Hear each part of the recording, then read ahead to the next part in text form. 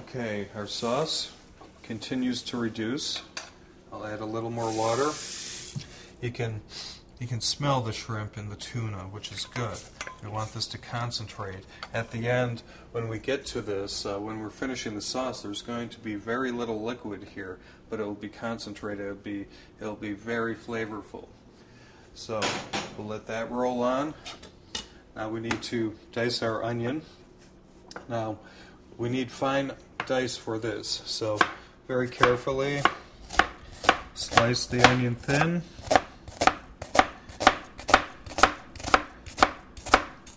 Like,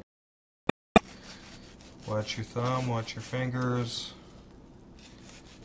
just like so, and then right through.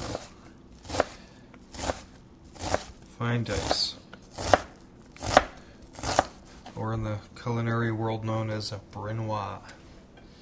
Okay, there we go. Now the onions are for the tuna. This is for the garnish. What we need to do next is work on our sauce.